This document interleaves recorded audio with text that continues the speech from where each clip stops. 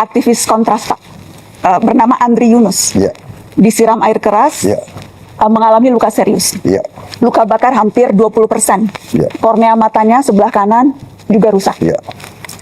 Kapolri sudah mengatakan mendapatkan instruksi langsung dari Pak Presiden untuk mengusut kasus ini, dan saya juga ingin mengutip Menteri Koordinator Hukum, Menteri Bapak Pak Yusril, Komnas HAM, Komisi 3 DPR, semuanya menilai ini bukan sekedar tindak kriminal Pak Presiden, tetapi ini serangan terhadap demokrasi, serangan terhadap pembela HAM.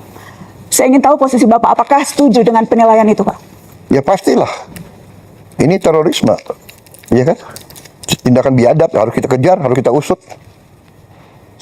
Harus kita usut. Sampai ke bukan hanya pelaku lapangan, tapi apakah siapa yang nyuruh, siapa yang nyuruh, siapa yang bayar? Termasuk apabila ternyata yang melakukan itu aparat negara, Pak? Ya jelas dong. Yang berseragam? Tidak akan dilindungi, tidak akan ada impunitas? Tidak akan. Bapak menjamin itu, Pak? Saya menjamin. Tapi sebaliknya, kalau ini yang provokator, yang bukan dari pemerintah, bukan dari aparat, jelas kita harus usut kok. Ya. Pola yang terjadi selama ini, kasus-kasus teror itu berulang dan tidak pernah terungkap sampai yang memberikan perintah. Sebatas di pelaku lapangan. Spesifik Pak, saya mau menyebutkan. Ini yang terjadi selama setahun terakhir Pak. Ada yang tadi Bapak sebutkan, wartawan Tempo, Francisca Kristi Rosana, ada Tio Ardianto, ada Ramon Doni Adam, ada Firindian Aurelio, ada Sheryl Anavita, ada Iqbal Damanik, ada Zainal Arifin Mohtar. Latar belakang mereka Pak Presiden semuanya beragam, tetapi kesamaannya adalah semuanya kritis menyampaikan pandangan di muka publik. Apakah Bapak bisa memahami ada kekhawatiran yang muncul bahwa ruang aman untuk bersuara menjadi semakin menyempit, Pak? Anda merasakan? Apakah dibandingkan dengan banyak negara, apa kita batasi nggak? Anda yang merasakan, coba lihat, kita batasi nggak? TikTok, fake news, hoax, kebohongan yang disiarkan tiap hari. Coba Anda lihat, coba bandingkan sama negara lain. Karena yang terjadi adalah dampaknya yang kita lihat Pak, mereka yang bersuara kritis. Iya, tapi kadang-kadang ada orang, Mbak Nana, kita ini bukan anak kecil, kita sudah hidup lama. Kadang-kadang kan ada peristiwa yang justru dibuat seolah, Anda ngerti ya? Itu namanya provokasi. Itu ada di buku Mbak Nana, ada di buku intelligence, ada itu. Itu namanya false flag operation. Iya kan? Melakukan aksi teror seolah yang lakukan orang Palestina, tapi yang lakukan bukan orang Palestina, yang lakukan Mossad. Itu terjadi. Sebetulnya ada paham ya? Ya, jadi sama juga ini. Ini mau mengarah bahwa rezim kita otoriter. Sebetulnya kan? spekulasi-spekulasi itu muncul karena ketidakadaan jawaban Pak Presiden. Jadi kerap kali kasus-kasus yang terjadi ini berhenti begitu saja, tidak terselesaikan, sehingga kemudian muncullah begitu persepsi publik bahwa wah, kalau ini tidak selesai berarti ini ada unsur negara yang bermain dan sebagainya. Karena ya, saya ingin menjamin, saya ingin membangun Indonesia yang beradab, ya. Itu cita-cita saya. Saya ingin membangun pemerintah yang bersih. Saya ingin punya polisi yang bersih, jaksa yang bersih, intelligence yang bersih. Anda tahu, saya mau tanya sekali lagi ya, saya ini korban juga. Tapi saya itu berpikir yang besar, concern rakyat, pangan, energi, benar nggak? Dengan perang, harga pangan bisa naik. Tapi saya mau tanya, ini bulan Ramadan, harga pangan terkendali atau tidak?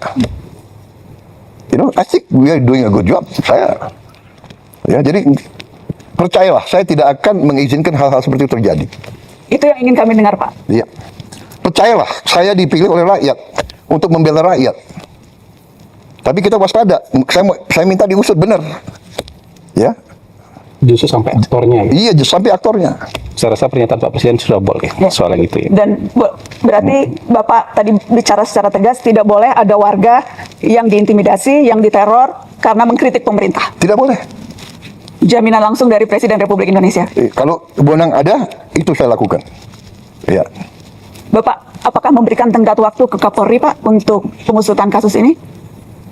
Ya, saya ini orang realistis dan saya orang yang adil. Dari segi kapasitas, kita biarkanlah mereka bekerja, ya. Tapi tidak hanya Polri, banyak lembaga lain juga harus bekerja. Ya. lembaga lain penegak hukum juga yang Iya, di luar penegak kepolisian. hukum, ya kan? Apakah Bapak terbuka dengan ide membentuk tim independen untuk membackup ini, Pak? Kita bisa pertimbangkan. Asal independen ya. Independen. Ya, jangan semua LSM yang sudah a priori benci sama pemerintah yang dapat uang dari luar negeri, ya kan? Ya kan?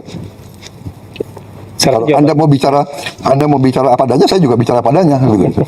Iya kan? Tapi yang jelas malam ini kami sudah mendengarkan langsung statement bold dari Presiden. statement. Presiden sangat bold. Begini, Tegas, saya hal itu ingin karena- menegakkan hukum. Saya ingin menegakkan hukum. Bagaimana kita tegakkan hukum kalau kita biarkan seperti ini? Kalau itu dari aparat. Dan saya ingin kasih tahu bahwa memang aparat kita ya banyak kekurangannya.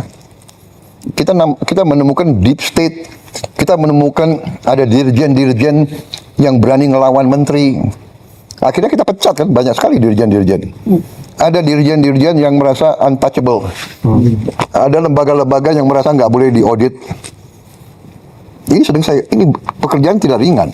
Tapi kan saya tidak mau sedikit-sedikit mengeluh atau sedikit-sedikit mencari simpati rakyat. Ya ini pekerjaan saya dilantik untuk itu, saya bersihkan. Iya. BUMN saya sedang bersihkan. BUMN selama ini salah satu kebobolan kita paling besar. Jadi dari Mbak Nani, memang ini masalah Indonesia gitu loh. Di mana-mana, ya kan?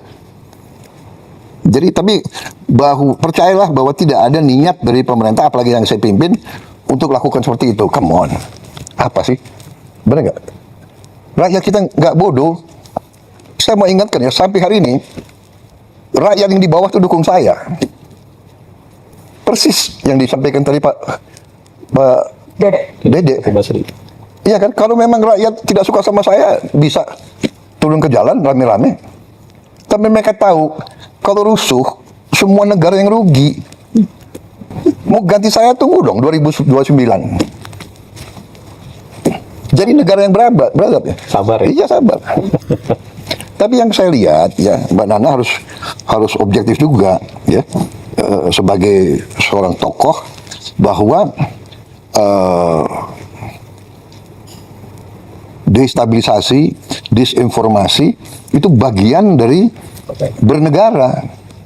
Jadi ada negara-negara tertentu yang punya keahlian di situ, regime change, color revolution, come on. Masa Anda nggak pernah baca, nggak pernah lihat, ya kan? Asia Tengah. Apakah Bapak membaca kritikan-kritikan yang dilontarkan baik oleh pengamat yang Bapak sebut tidak patriotik seperti tadi pertanyaan Mbak Eno, atau dari orang-orang yang memang selama ini kritis terhadap pemerintah, itu semuanya bermuara pada keinginan untuk regime change, Pak Presiden?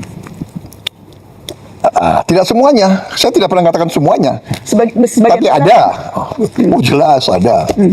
Ya kan, jadi begini. Bagaimana Bapak membedakan itu, Pak? Mana yang menurut Bapak memang ini sudah keluar jalurnya, sudah Iya, saya ingat begini. istilah Bapak makar waktu dulu bulan Agustus ada demo, dan mana yang memang ya ini sesuatu yang, Ya kan, yang wajar. Jelas waktu Agustus ya jelas makar, dia mau bakar gedung DPR, Kantor gubernur. kantor gubernur.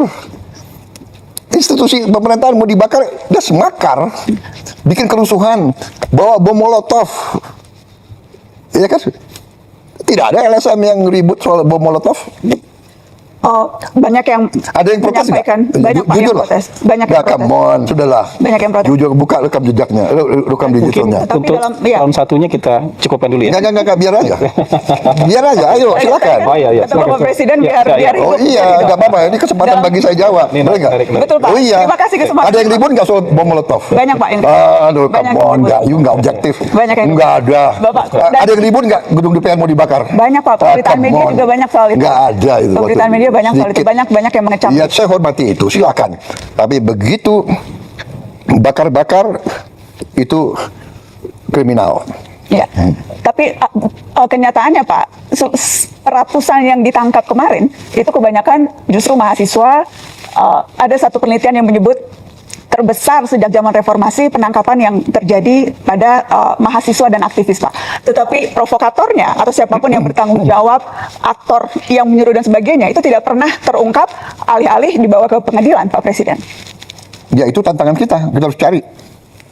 Saya baru menjabat berapa tahun? 1,5 tahun. 1,5. Masih ada waktu untuk saya membuktikan? Kami tunggu pembuktian itu, Pak Presiden. Kami tunggu pembuktian itu. Iya. Hah? Jumlah koruptor yang saya tangkap berapa? Come on, ya kan? Percaya, saya sumpah untuk membela rakyat saya. Saya pertaruhkan jiwa saya berkali-kali. Saya tidak rela. Saya tinggalkan negara ini nanti pada saat saya dipanggil Tuhan. Saya tidak rela ini jatuh ke tangan maling-maling, bandit-bandit. Saya tidak rela.